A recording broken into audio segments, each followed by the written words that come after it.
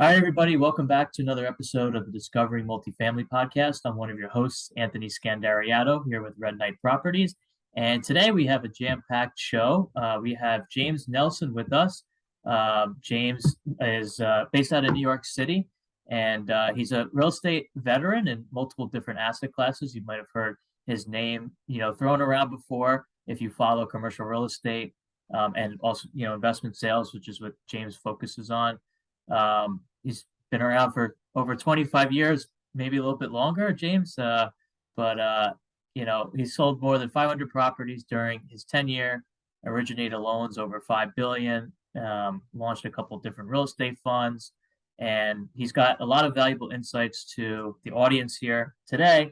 And we're going to talk about a variety of different things, but James has a book coming out. It's called The Insider's Edge to Real Estate Investing: Game-Changing Strategies to Outperform the Market. And we're recording this at end of Q4 of 2022. A lot of different things going on in the market with inflation, interest rates, supply chain risk, and really what it's coming down to. I think it's becoming a little bit more clear, at least for us, is we really still are bullish on real estate. Different asset classes are very different from each other, but it's still tangible asset. And like James will tell you, he's been around. So we're going to talk about, why real estate's better than the stock market. And, despite all the headwinds with everything going on, why is it still a good time to invest in real estate, and kind of how James started with his career and where he's at today. So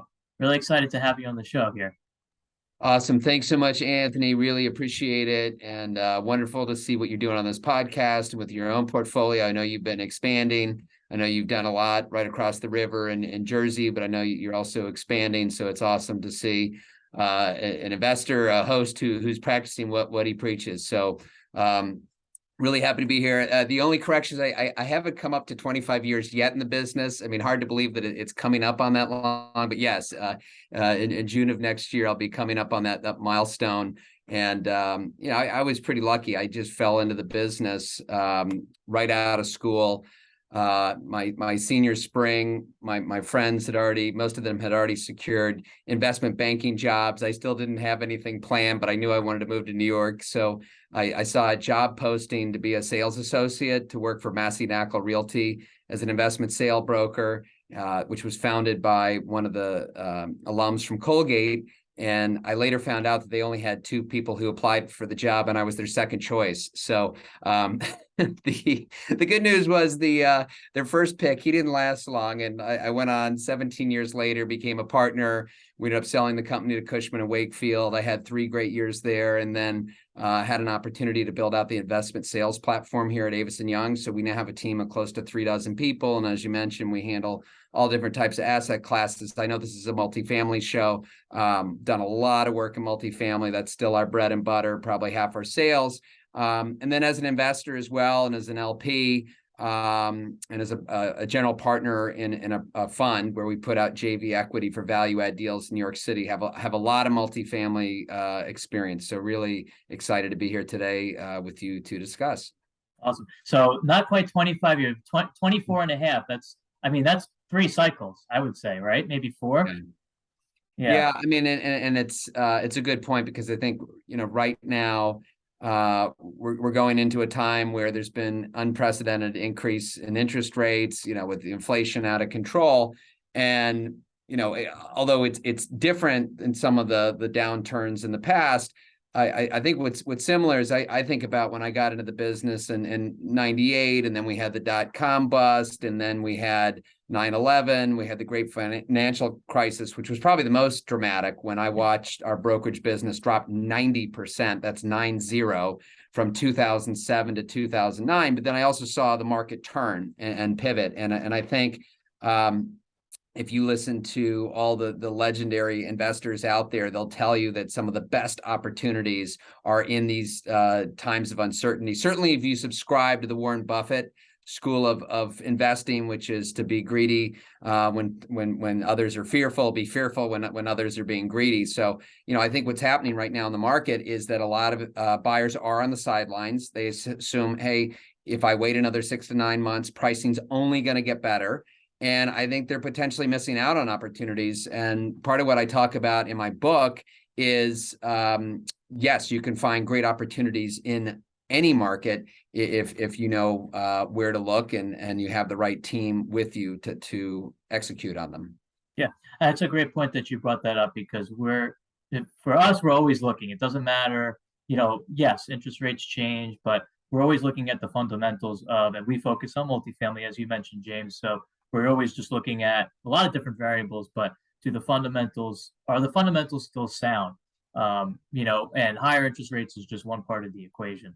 And I think a lot of people are misconstruing that right now. So we're currently, we're not looking yet. We're about to start seeing what's out there again, but I think you're right in that respect.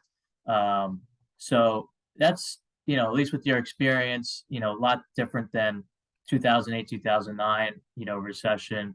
Talk about what you're seeing in New York City. Obviously, very challenging city. Lots of red tape for those listening, and you're dealing with multifamily. I'm assuming you're dealing with a combination of rent stabilized buildings, free market buildings. What are you seeing in terms of volume now? Where are you seeing the most buyers come out of? Are they local? Are you seeing the foreign money start to come back with all the currency, stuff going on? What are you seeing in New York specifically? Yeah, it's a great question. I know you have a national audience as well, and we were actually seeing these trends even before COVID. So 2019, the state came out with new guidelines on they call it the Housing Stability and Tenant Protection Act, and what it did was it basically froze units that were in rent regulated status in perpetuity. So, when I started my career, we would sell these rent regulated apartment buildings at 3 caps, because the idea was you go in, you either buy out tenants, you wait for them to vacate. In many cases, there were tenants who were taking advantage of the program, living there illegally. So these investors would love to go in and buy a building where you had average rents at $800 a month when the market was, $2,500 or $3,000. And so even though you were buying it at a 3 cap, you had this incredible upside. So what they did in 2019 is they said, okay, there's no more luxury decontrol. Once stabilized, always stabilized. And as a result, we saw a massive correction in pricing. So that even happened before COVID, that we saw cap rates go from, mid threes, right around the 5% range. And now with interest rates going up, we're seeing even cap rates push, well into the 5s and even at the 6% range in some cases. And your question is a good one, is, who are the buyers, who are the sellers? And we did see a lot of investors like yourself kind of look down into the Southeast, and a lot of talk about blue states and red states. And, we certainly saw a lot of the long-term investors here diversify and say, look, I have my entire portfolio here in New York. That doesn't make a lot of sense, especially with these regulatory headwinds. So we have seen a lot of flight capital from New York. But on the flip side, we've also had a lot of new investors come in and say, hey, this might be the opportunity to buy in.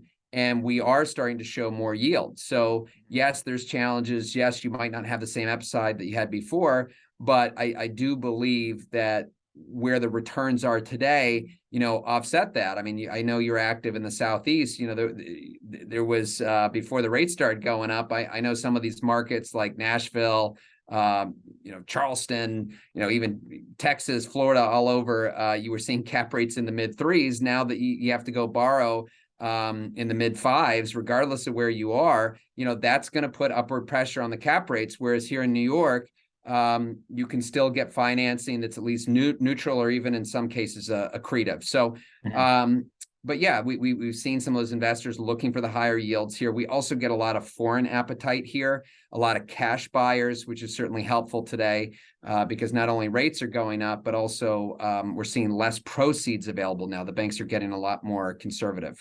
Yeah, no, absolutely. That's an interesting point. Buyers think that New York is this the bottom, because it always turns around. It's just a matter of time. And like you said, if you just put the right debt product on it, you can kind of ride out these storms. And if it takes a little bit longer, then so what? But the capital has to be more patient. So a lot of these value add guys, including myself, like to see, I guess, quicker, but different risk profiles for different investor appetites. So that makes sense to me. Um, what? So you told us a little bit about your story. It's obviously you've had a lot of success in growing, with Massey Knackle and then selling to Cushman. I actually remember when that happened. That was, what was that, 2018? It's about 8 years ago. Yeah. Okay, yeah.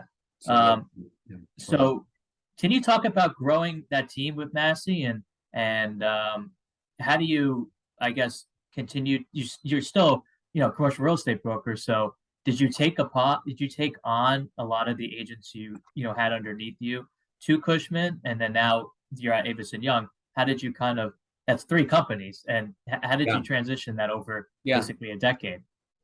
So when we sold Massey Knackle to Cushman, it was seamless. We stayed in the same office, same platform. Here's your new business card. You're now part of this global network, and start looking to refer more business beyond just the investment sales that we were doing in New York. So that was a very smooth transition. When you make a move to a new brokerage firm, it's very important that you do it in the right way. So part of it is any exclusives that you're working on, any of that past business stays with the company, right? So, in fact, I had one client when he read the news the next day that I was moving firms, he says, "James, I can't believe this. I was in your office yesterday and you were pitching me on why you should list for me at Cushman. And here I see the next day you're going to another firm." And I said, "Well, until my last day there, that was my duty. That was my job." So I think it's very important, and I'm sure you've got some brokers who are listening to your show too. And, brokers move around and find different, fits, and different platforms work better for different people. And, for me, Avison Young was just an incredible opportunity to build something out. And so, yes, I think kind of the team building is a huge part of my story.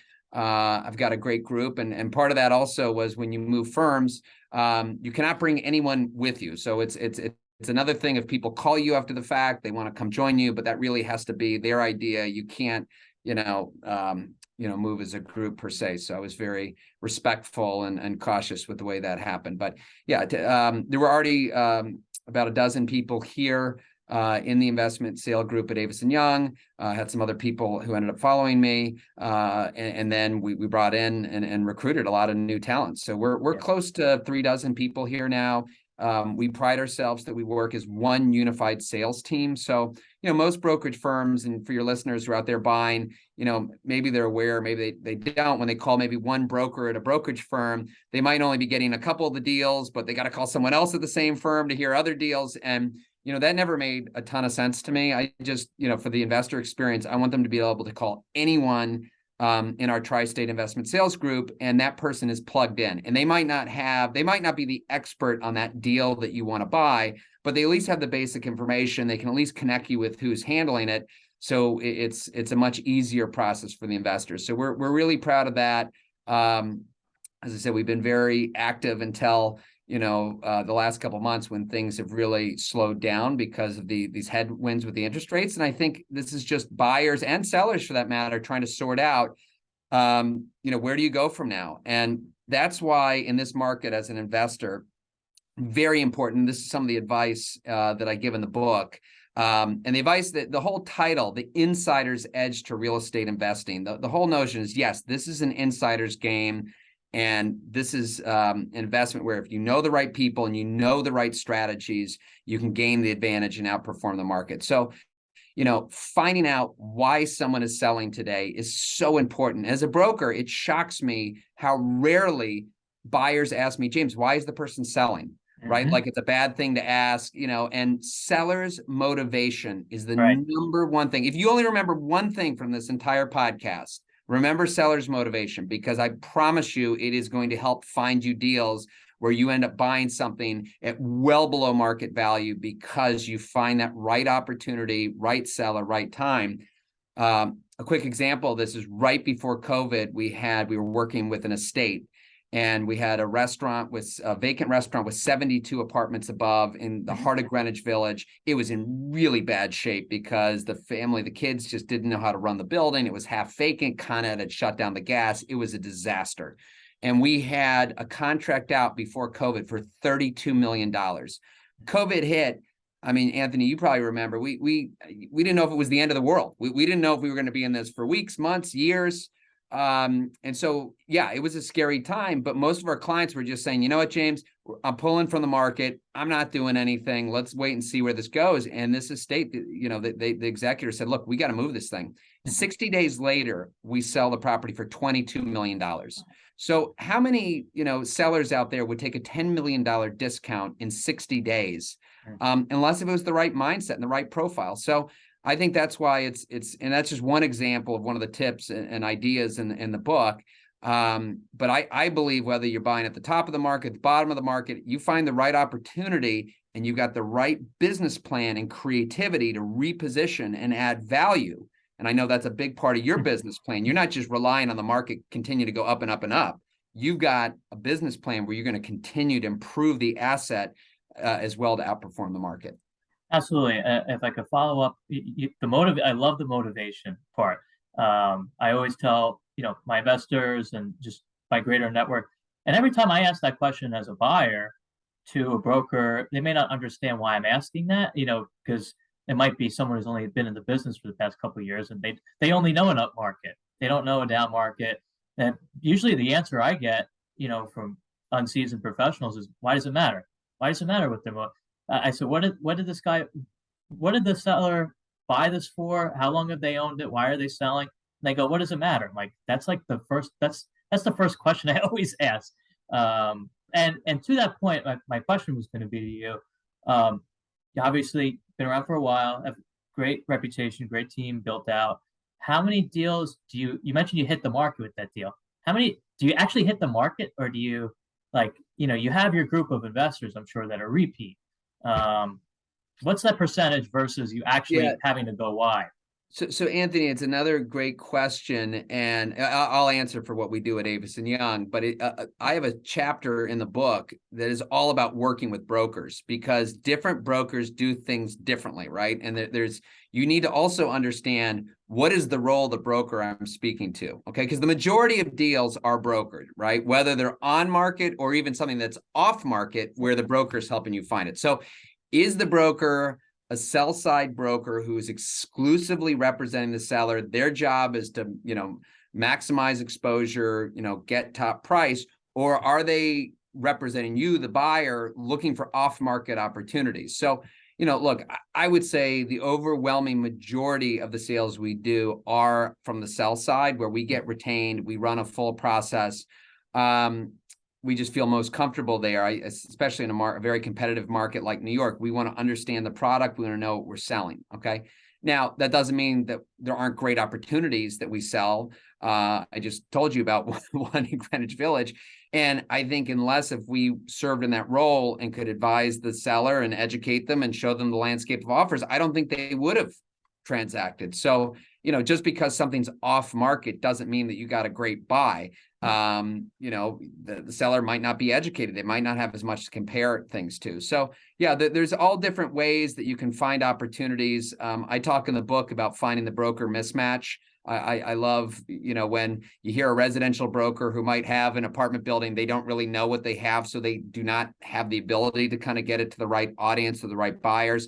Or it could be maybe you're looking to buy commercial and you're talking to the leasing broker and you say, hey, I know you have the space for lease, but would the owner consider a sale? So sometimes finding an opportunity that way where you don't have to compete with the whole world. Yeah, no, I've come across the residential, you know, listing a commercial building. It was very mispriced. So that creates opportunities as well. So kind of leading off of that, you know, talked about building a team, you know, how to find good opportunities, at least in this cycle. I think it's all about motivation this cycle, because you got to know, why are they selling? Because frankly, you know, we could debate all day. Is it a good time to sell, or is it still a good time to buy?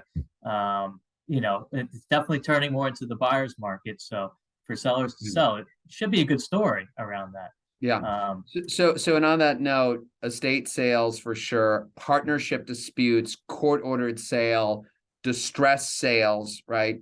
Now, when you're dealing with distress, and we're going to start seeing some of this, especially on the office side where you've got tremendous vacancy, And so the first thing we do now when we look at a property is we want to see how much debt does the property have on it, because look, we love to try to help out an owner, but they might be upside down and there might be nothing that we can do for them. So if the building's worth less than what they owe on the property, you really should be speaking to the lender, not the borrower. But that being said, we've handled a couple sales recently where our client, the borrower, said, look, I know my equity's wiped out of this, but I have personal guarantees. I'm on the hook. I just want to, get this thing done. I think my lender will cooperate. They'll give, a discounted payoff and sell. That's obviously, an owner who's willing to just accept reality and move on. And you mentioned office. Any other asset classes on the horizon? Like, what is your team tracking for some of that distress moving into 2023? Office. Yeah, Definitely. I mean, office, just because there's been such a shift in the way people work, everybody's talking about it, so it won't be a surprise. But here in New York, we have almost 20% availability now. I mean, think about that. That's 100 million square feet of space available. And some of it will, get absorbed as people kind of come back. But look, I think the reality is people have just changed the way they work. And if companies don't have their people coming in every day, when they go to renew, they're going to consolidate, they're going to take less space. There's no doubt a flight to quality where we see, the Class A buildings are doing well, but kind of those, B, C buildings, not so well. And so that's why we're also looking at ways to convert those to other uses. Here in New York, we still have an affordability crisis. We still, have a great need for apartments. So we're working hard to try to figure out ways that you can convert office to residential. And you kind of touched on, just overall general office vacancy rates in New York, or occupancy rates. How have you? Are you remote? Is your team working remote? How are you managing that? Because I mean, during my career, we were always in the office. We're definitely. I'm here in the office right now. If you looked out my my office, we got the whole floor there. I mean, this is an in-person business. I mean, if you work as a team, I don't know how you can do this remote. I mean, there's just too much that goes on. We meet as a group in person every morning, and if you're doing something independently and you can do your work remote, fine. But anything team, or if you're someone who's looking to learn the business, if you're not, the way I learned the business was sitting next to the partners and listening and absorbing everything they said. Okay, you're not getting that if you're only kind of tuning into a couple Zooms. You have to be there in person to witness that. 100% agree. And you hit the nail on the head, especially for young folks starting out in the business and might want to be on the brokerage side. That's how I started out. I didn't start on the brokerage side, but I sat next to the principal every day, listened to all the phone calls with the investors and tenants and you name it. So it's definitely important. And there'll be some interesting opportunities, I think, coming up.